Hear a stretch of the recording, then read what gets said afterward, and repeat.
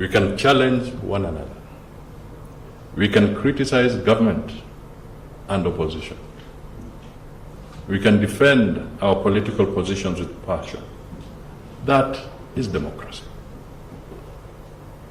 But political competition must never become a license to dehumanize our opponents. Words matter. What a leader says from a podium matters. What a political party circulates on social media matters.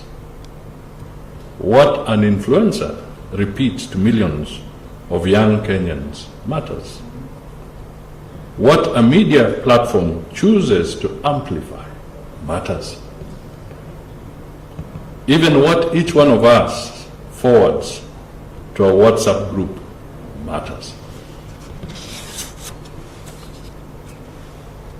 Sometimes violence begins long before the first stone is thrown, and I think the minister emphasized that point as well. It begins with language. It begins with a steady normalization of contempt, hatred, and suspicion. That is why peace must be built in ordinary places as much as it is protected in national institutions.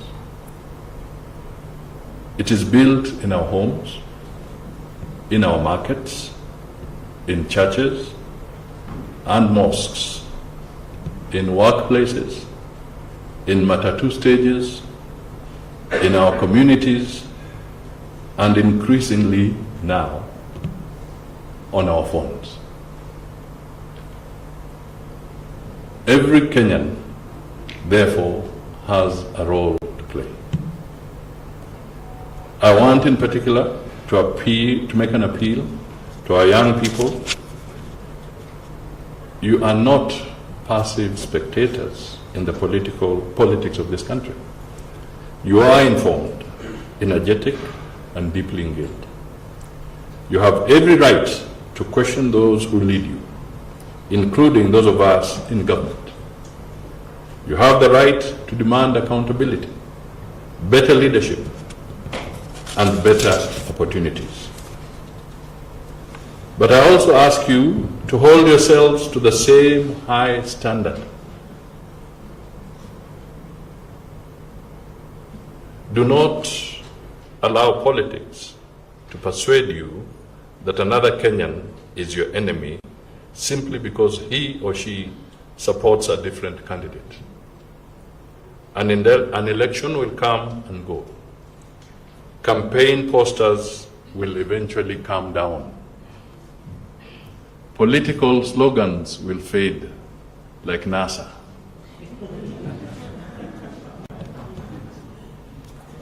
NASA how?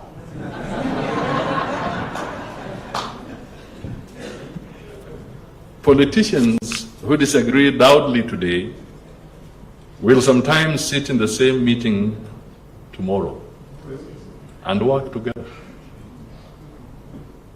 on matters of national interest. But ordinary Kenyans will continue living side by side. So why should we destroy friendships, family ties, and relationships today that we may desperately need tomorrow? Our democratic institutions too must be allowed to do their work professionally, independently, and within the Constitution.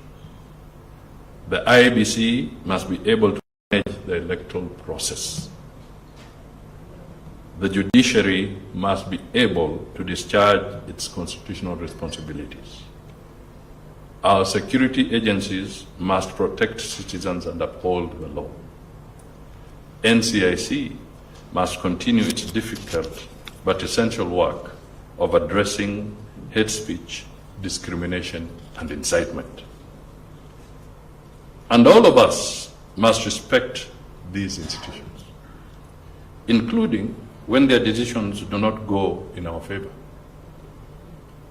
That does not require us to agree with every decision. It requires us to accept that democracy is sustained by institutions and rules, not by whether an outcome happens to please us. Our task, therefore, is not to eliminate disagreement. That would neither be possible nor desirable. Our task is to learn how to disagree without becoming enemies. As we move towards 2027, we should keep reminding ourselves of a very simple truth. Kenya is bigger than any election. Kenya is bigger than any political party. Kenya is bigger than any individual politician. Peace and stability are among our greatest national assets. We must therefore protect them with the same seriousness with which we protect our most important economic investments. And we must not wait for violence to begin before we ask where we went wrong. Let us act early. Let us keep talking, even when conversations are difficult. Let us listen to one another. Let us lower the temperature when necessary. Let us hold the leaders accountable for the language they use. And let us make peaceful political competition a habit rather than an exception. Because ultimately, the Kenya we want to build after 2027 will still need all of us. Our success is tied together. When Kenya is peaceful, we all benefit. When Kenya is unstable, we all pay. That is why this roadmap matters. And that is why today I am pleased to join the National Cohesion and Integration Commission and all our partners in launching the roadmap to a violence-free 2027 general election, Uchaguzi Bila Noma, second edition. If you can indulge me just for 2 minutes or so, just to emphasize a few things. It is true that after the elections of 2007, 2008, Kenya lost 1,400 souls. Obviously, majority of them were young souls. Here in Kibera, there was a situation of a sniper that was called the Butcher of Kibera.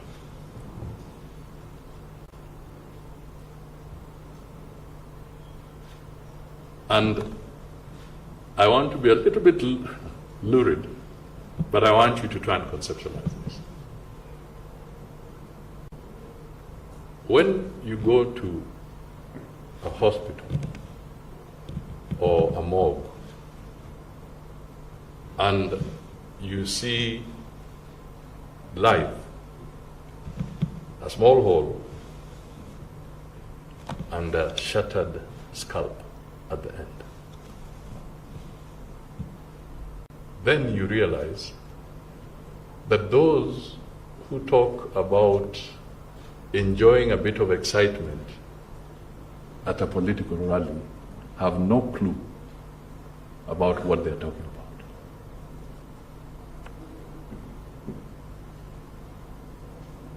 There's no fun when you see young people dead, either through a bullet or through a machete or through a blunt object that has been used against these people.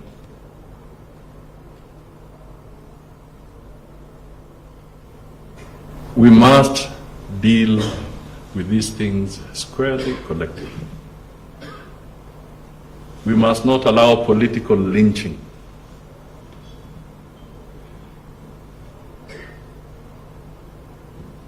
In the name of ethnicity,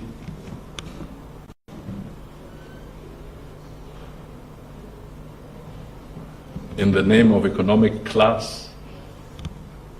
We must not allow any form of lynching.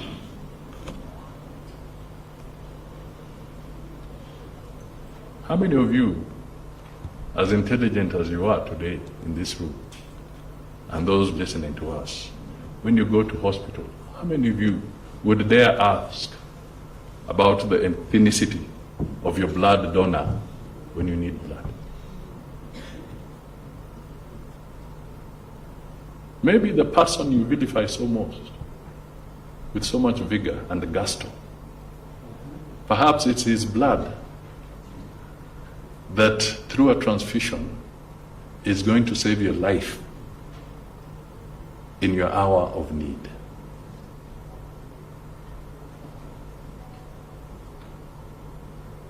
So we must be careful with what we say. Equally, we must not have social media lynching. Let's talk candidly about these things. There's also media lynching.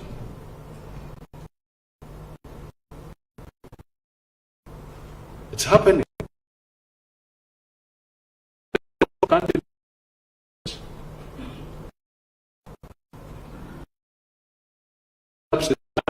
And if we don't self-regulate and then going to drive this country into chaos.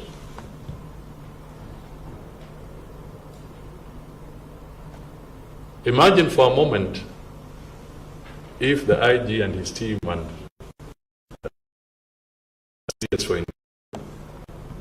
imagine, just imagine for a moment if they went on strike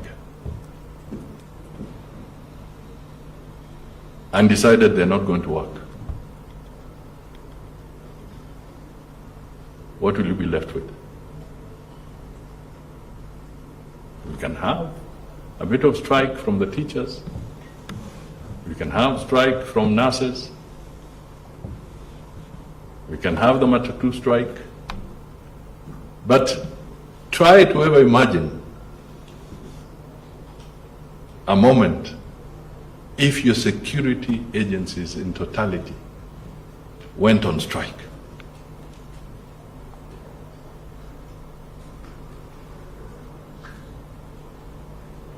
These are the deeper issues that we need to ask. I want to ask the people on the social media. Kenya is not perfect. It's not. Democracy and the way we build it's work in progress. But surely, when you continue to glorify failed democracies somewhere in the Sahel on social media,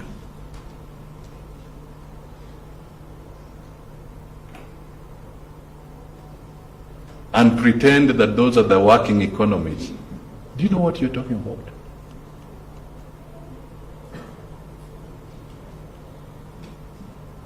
These are the fundamental questions that we have to have here.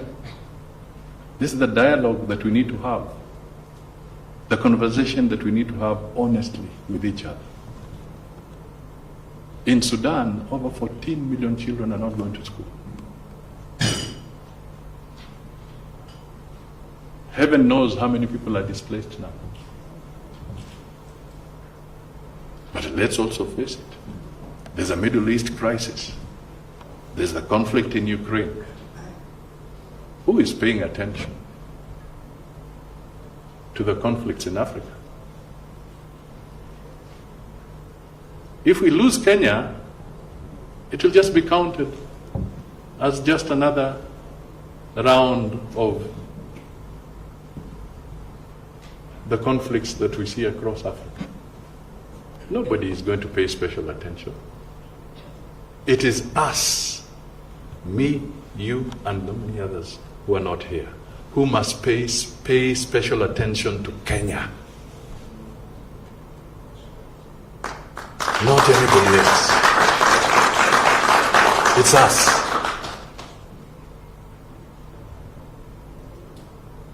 We must elect good people.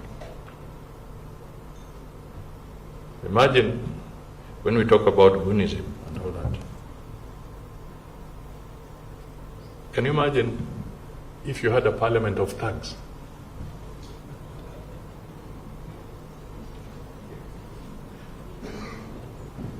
Yeah.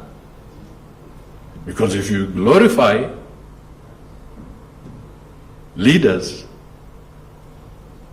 who excite you on a stage with violence, and you think that that is the best example of leadership, then eventually you're going to have a parliament that is full of thugs.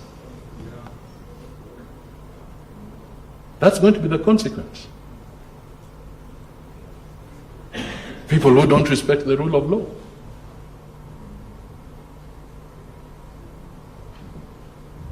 You'll be creating a very dangerous institution, clothed as a parliament, but it is a dangerous institution. So we need to really think through some of these things. Criticism is okay. Correction is better. Criticize, but also provide positive solutions, because correction is better.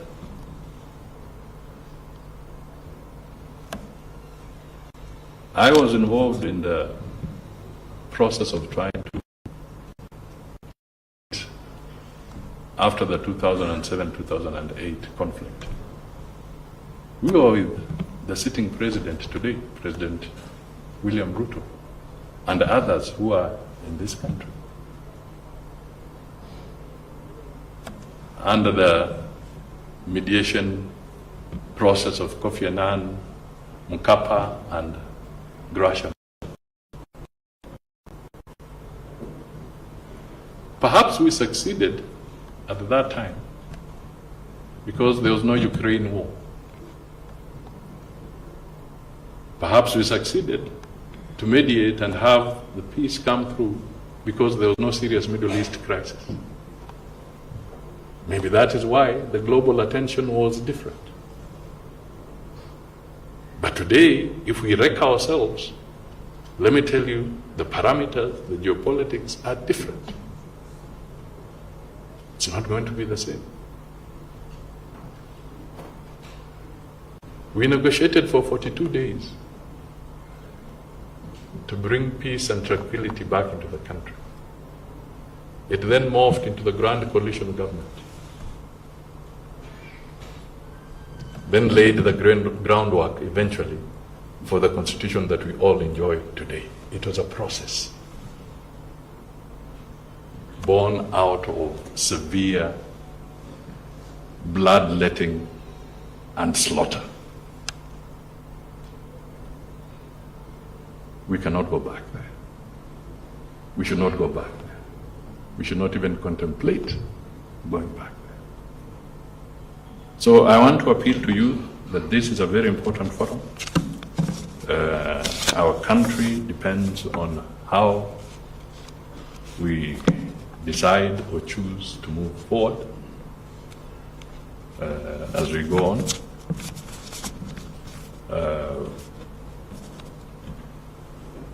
It's not a walk in the park. We have a responsibility. I went to a youth program at Nyang'ori PAG a few days ago. It was the World Youth Week, UN Youth Week. So they were celebrating in different areas. So I went to one. And there was a young lady who came there and she announced that she wants to contest for one of the electoral seats. And she spoke and I was very amused.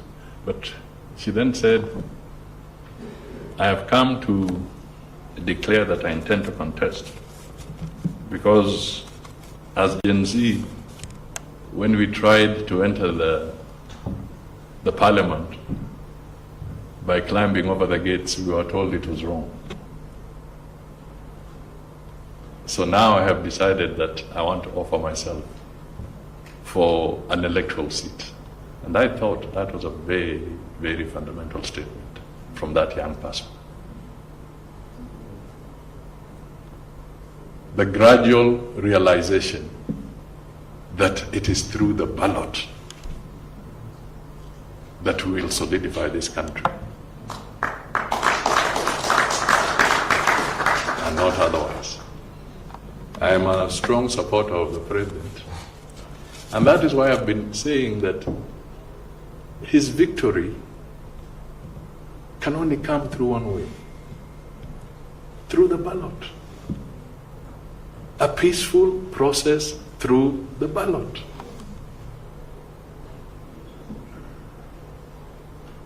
Not in any other form.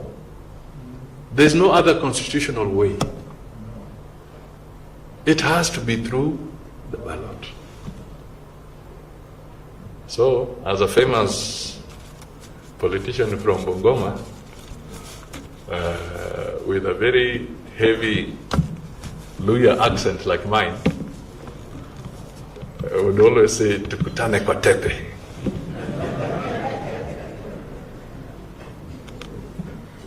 Tukutane wapi? Kwa tepe.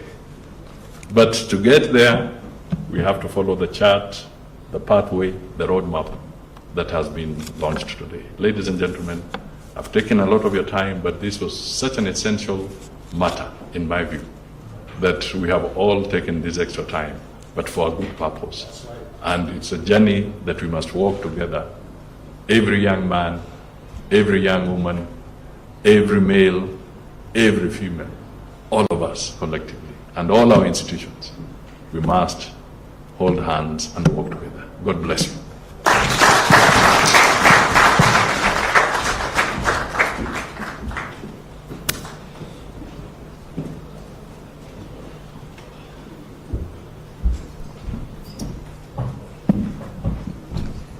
Yeah, please, let's be seated.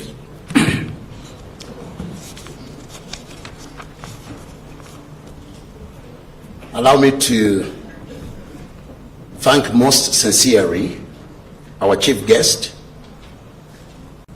our Prime Cabinet Secretary, the Minister of Foreign Affairs and Diaspora. Thank also our Cabinet Secretary and all the leaders who have stood here to speak on behalf of all of us. As I was listening to our leaders, I felt like this is what actually we are supposed to be doing. Not only here, but even in the town hall forums that we intend to have, and in the spaces where we are. You'll agree with me, the wisdom that has come out of our leaders, our Prime Cabinet Secretary, the Cabinet Secretary, Minister of Interior, and the leaders who spoke have all focused our attention towards what must be done. May we leave this place thinking once again as to how all of us can collaborate and make sure that we safeguard the peace landscape of this country. What's coming out clear is that we have no other country. At this point in time, we wish to have Commissioner Hassan just to come and lead us now into a very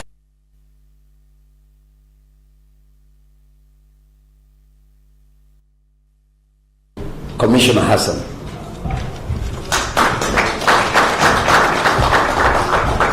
Thank you so much, Chair, and thanks for taking that opportunity to thank our Prime Cabinet Secretary. I was filled with wisdom, Mr. Prime Cabinet Secretary, and those were very deep thoughts, and I believe that as a country we need to take that into consideration. So I don't want to take much of your time. I think most of the things have been said. And now it will be we are going to unveil the roadmap. Now that we have known the roadmap towards peaceful election, we have also understood the roadblocks, and we also know the strategies that NCIC is putting in place. It is my honor now to welcome the following dignitaries to somewhere here next to that plaque thing, that plaque curtain. So I'll welcome our Prime Cabinet Secretary to join me. I will also welcome CS Murkomen to join us. I will also welcome NCIC Chairperson and IBC Chairperson to be with us. It will be followed by the UNDP representative, RCKA representative, and then the National Steering Committee, one platform for Interior. Kindly join us so that we can be able to launch, and NCIC commissioners and the CEO.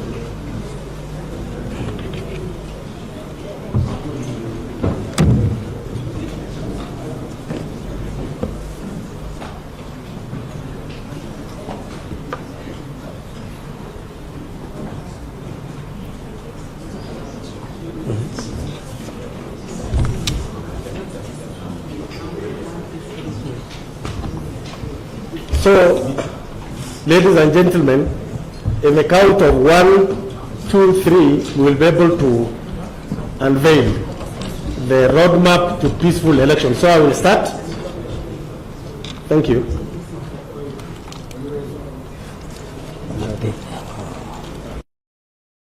In the count of 1, 2, 3, let's unveil the roadmap to peaceful 2027 election.